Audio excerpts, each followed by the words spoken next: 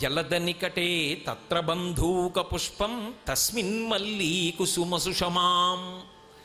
మళ్ళీ ఇప్పుడు ఆ వేగి పువ్వులో అంటే పెదవుల వెనక లో ఆ ఎర్ర పువ్వులో తస్మిన్ మల్లీ కుసుమ సుషమాం తెల్లటి మల్లె పువ్వు ఉంది. మల్లె పువ్వు ఎంత ఉంటుంది?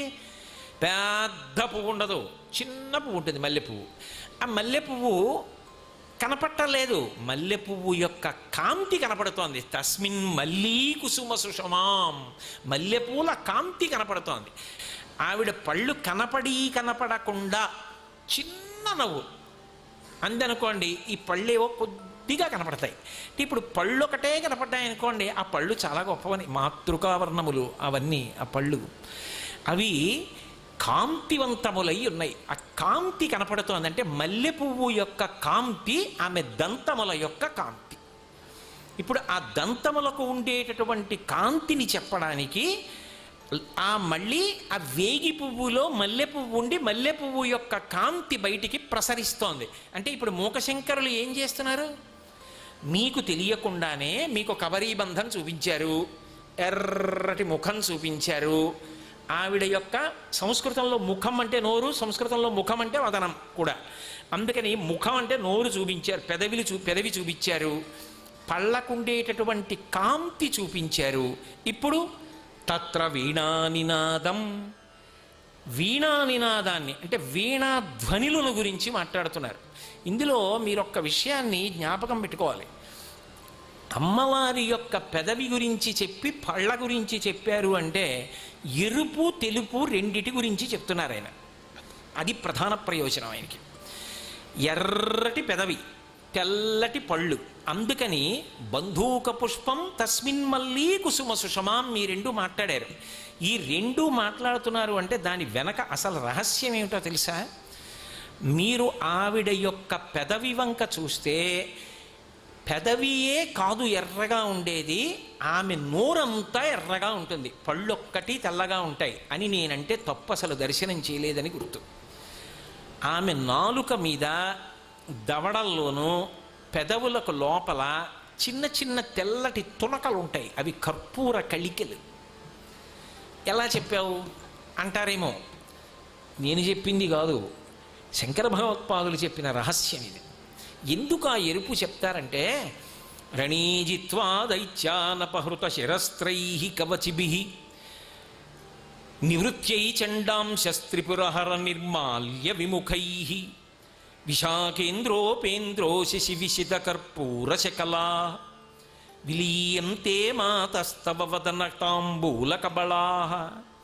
ఏదైనా ఒక అద్భుతమైన విషయం చెప్పవలసి వచ్చిందనుకోండి, మీ మనస్సుకి నాటుకుపోయి చాలా గొప్ప అభ్యున్నతిని ఇవ్వవలసి వచ్చిన విషయం చెప్పవలసి వచ్చిందనుకోండి, కేవల వర్ణన చేసి వదలరు.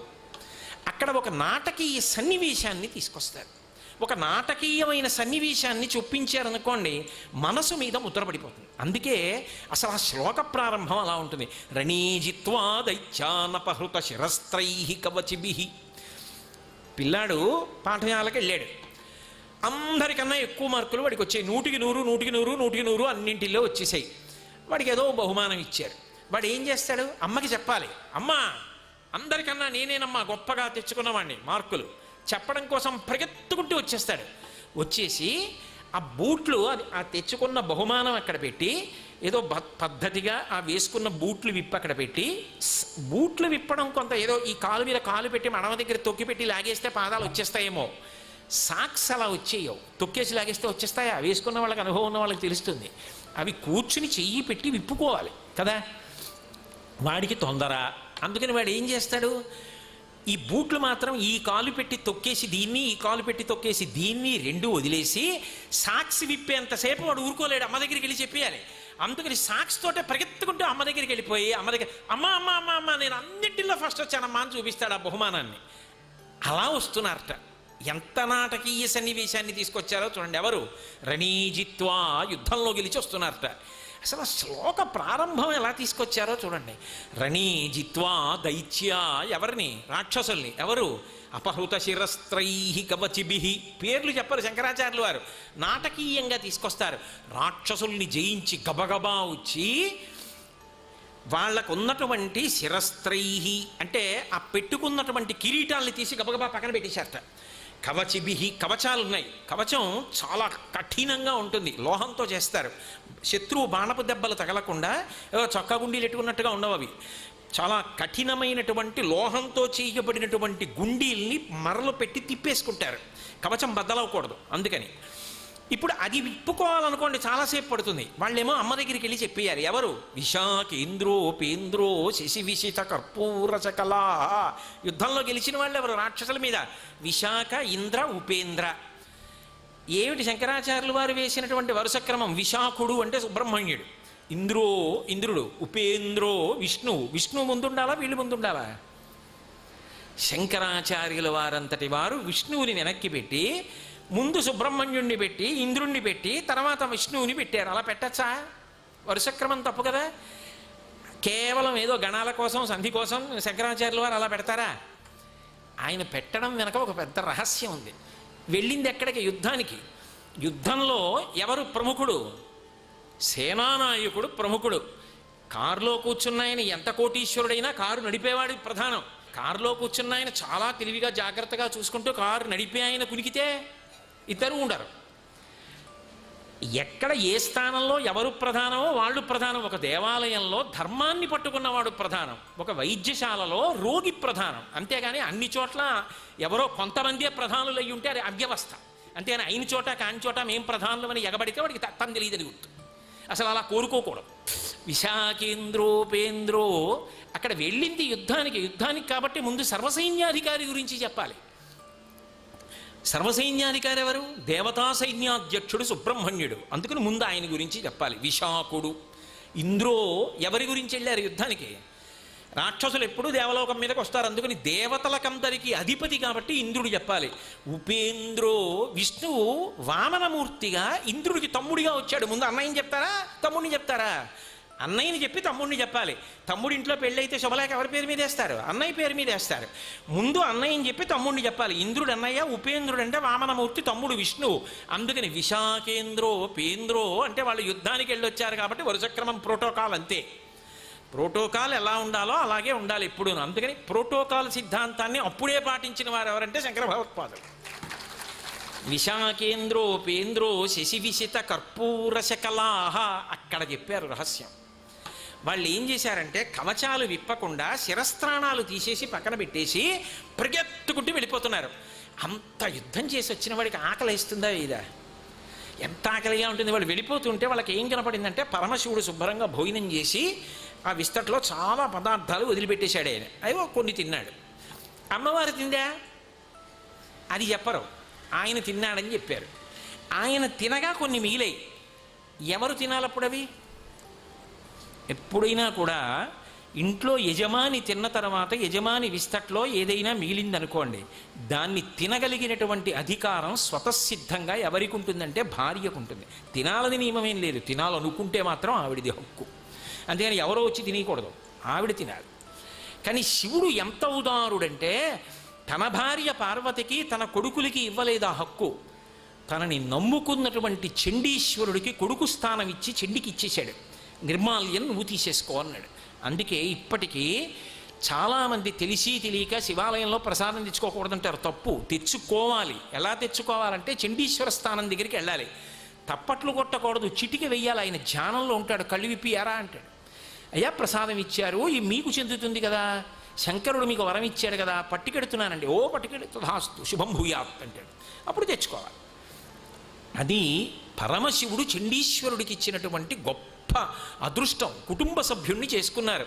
అందుకే పూర్ణమైన ఊరిరిగింపంటే శివ కుటుంబం పెడితే పార్వతీ పరమేశ్వరులు, విఘ్నేశ్వరుడు, సుబ్రహ్మణ్యుడు, చండీశ్వరుడు కూడా పెడతాడు. పంచమూర్తి ఊరేగింపునే 5 కలిసి పెడతారు ఊరేగింపుకి. అది శివుడి తరపున పరిపూర్ణమైన ఊరిరిగింపు అంటారు. కాబట్టి ఇప్పుడు అది చండీశ్వరుడు తినాలి, మేం తినకూడదు. అందుకే ఆకలేసినా సరే అమ్మో మా నాన్నగారు ఉదారుడై ఆయనకి కొడుకు స్థానం ఇచ్చారు. అందుకని నివృత్యై చండాంశ త్రిపురహర నిర్మాల్య విముఖై, వాళ్ళ నాన్నగారు తినగా మిగిలినవి వాళ్ళు తినకుండా వెళ్ళిపోయారు లోపలికి. అమ్మ తిందా? ఆయనకి ముందు పెట్టింది ఆవిడ, అది ఆవిడ పాతివ్రత్యం. పెట్టకపోతే ఏమవుతుంది అంటే ఆయన శివుడు, ఆయనకేం బెంగ ఉండదు. ఆయనకి ఆకలేసింది అనుకోండి, పోని ఏమే వంట అయిందా అంటాడు. వండుతున్నా అందనుకోండి ఆవిడ, ఆయన పక్కింటికి వెళ్ళి చల్లయి వంట అయిపోయిందా అని అక్కడ తినేస్తాడు. ఆయన శివుడు, ఆయన భోళాశంకరుడు, ఆయనకి ఆ పట్టింపులు ఏమి ఉండవు. అందుకని ఆవిడ ఏం చేస్తుందంటే కామాక్షి కామేశ్వరి కళ్ళల్లో పెట్టుకు చూసుకుంటుంది. అందుకని ముందు ఆయనకి వడ్డించేసింది, ఆయన తినేశాడు. అది ఆవిడ పాతివ్రత్యం. అది చెప్పకుండా శ్లోకంలో చెప్తున్నారు. ఇది శంకర భగవత్పాదుల యొక్క గొప్పతనం, ఇది మూకశంకరుల గొప్పతనం. శ్లోకంలో పాతివ్రత్య ప్రకటన ఉందా లేదా? ఇప్పుడు ఆయన తినేశాడు, ఆవిడ తినేసి ఉంటే ఏం చేయాలి? తాంబూలం వేసుకుంటుంది. ఆవిడ తినేసి తాంబూలం వేసుకుంటుందా? ఎప్పుడు తాంబూలం వేసుకుంటుందా? తినేసి తాంబూలం వేసుకుంటుందని చెప్పకూడదు, ఎప్పుడూ తాంబూలం వేసుకుంటుంది. ఎందుకో తెలుసా? అసలు అమ్మవారి గొప్పతనం ఏమిటంటే, సువాసిని గొప్పతనం ఏమిటంటే ఎప్పుడూ తాంబూల చెరవడం చేస్తుంది. అసలు నిక్కచ్చిగా మాట్లాడితే పురుషుడు పూజ చేసి తాంబూలం పెడితే దాన్ని ఎవరు వేసుకోవాలంటే యజమానురాలు వేసుకుంటుంది. అది అదృష్టం. సుమంగళి అంటే తాంబూల చర్వణం చేస్తారు. అందుకే తాంబూల ప్రసాదమును మించినటువంటి ప్రసాదము ఈ లోకమునందు ఇంకొకటి లేదు. జగదంబ ప్రసాదాల్లో తాంబూలమే. ఆవిడ విశేషానుగ్రహం ఇవ్వాలనుకుందనుకోండి, తాంబూలపు పిడచ పెడుతుంది నోట్లో, ఎప్పుడూ చేస్తుంది. అందుకే లలితా సహస్రనామ స్తోత్రంలో కూడా ఆవిడ చేసే తాంబూలం గురించి చెప్తూ సమాకర్ష దిగంతర తాంబూల పూరిత ముఖి 1కి 4 మాటలు చెప్తారు. ఎప్పుడూ తాంబూల చర్వణం చేస్తుంటుంది. సుమంగళి సువాసిని యొక్క గుర్తు. నోరు ఎర్రగా ఉండాలి, ఆ తాంబూలం వేసుకుని ఉంటుంది సుమంగళి. అందుకని ఆవిడ తాంబూల చర్వణం చేస్తోంది. ఏదో ఇలా కుర్చీలో కూర్చుంది, తాంబూలం వేసుకుంది. ఆయన తినేశాడు, తినేసి ఎక్కడో ఉన్నాడు. ఆయన తాంబూలం వేసుకున్నాడో వేసుకోలేదో మనకెందుకు, సుమంగళి వేసుకుంది. వేసుకుని ఆవిడ తాంబూల చర్వణం చేస్తుంది. ఈ పిల్లలు ఏం చేశారు? విశాఖేంద్రో ఉపేంద్రో ఈ ముగ్గురు ఏం చేశారు? అమ్మ మేము గెలిచేసామమ్మా రాక్షసులను. ఆవిడికి చెప్పాలి. ఆవిడికి ఎందుకు చెప్పాలి? శివుడికి ఎందుకు చెప్పరు? జ్ఞానం అయితే ఆయనకి చెప్పాలి, శక్తి అయితే ఈవిడికి చెప్పాలి. ఆదిశక్తి ఈవిడ శక్తి ఇస్తే కదా యుద్ధంలో గెలిచారు. అందుకని అమ్మకి చెప్పాలి. మరి ఈయన చేతిలో శూలం ఎవరిచ్చారు? ఆవిడిచ్చింది. అందుకని అమ్మ గెలిచేసామమ్మా, నువ్వు ఇచ్చిన శక్తే. పరిగెత్తుకుంటూ వెళ్ళారు. ఆవిడ తాంబూల చర్వణం చేస్తోంది. వీళ్ళు ఏం చేశారు? పరిగెత్తుకుంటూ వెళ్ళి మోకాళ్ళ మీద కూర్చుని అమ్మ కూర్చున్న కుర్చీ యొక్క దండీలు 2 చేతులతో పట్టుకుని ఇలా చూశారు. అమ్మ నోటి వంక. నోరు ఎర్రగా ఉంది, పెదవులు ఎర్రగా ఉన్నాయి, తెల్లటి పళ్ళ మీద కొద్దిగా ఎర్ర చారికలు వచ్చాయి. శశి విసిద కర్పూర శకలాహ, చంద్రబింబం ఎలా ఉంటుందో అలా ఆ పచ్చ కర్పూరపు తునకలు అక్కడక్కడ తెల్ల తెల్లగా అంటుకున్నాయి. చిన్నపిల్లలు, సుబ్రహ్మణ్యుడు బ్రహ్మచారి, వాళ్ళు పిల్లలు ఇంకాను, వాళ్ళు యుద్ధానికి వెళ్ళొచ్చారు. పిల్లలకి చిన్నతనంలో తాంబూలం వేసుకోకూడదు అని నియమం కాదు. కానీ వాళ్ళ అమ్మ ఎక్కడికైనా పెళ్ళికి వెళ్ళి తాంబూలం వేసుకుందనుకోండి, వాళ్ళ అమ్మ దగ్గరికి వచ్చి అమ్మ ఏంటమ్మా అంటారు.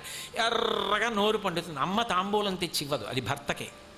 పిల్లలకి ఏం చేస్తుందంటే అదొక అపురూపమైనటువంటి కానుక. అది చంటితనంలో అనుభవించేది. ఆ వయసు దాటిపోయిన తరువాత ఇక మళ్ళీ అది అనుభవించాలంటే ఇంకో ఎత్తాలి, అమ్మ పెట్టాలంతే.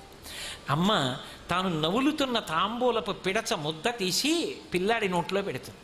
వాడు అది తినేసి అమ్మలా నాకు పండిందా అని అద్దం దగ్గరికి వెళ్ళి పెదవిలు నాలుక అన్నీ చూసుకొని అమ్మ పండిందా అంటాడు. ఆ అనడంలో పిల్లాడితనం ఉంది.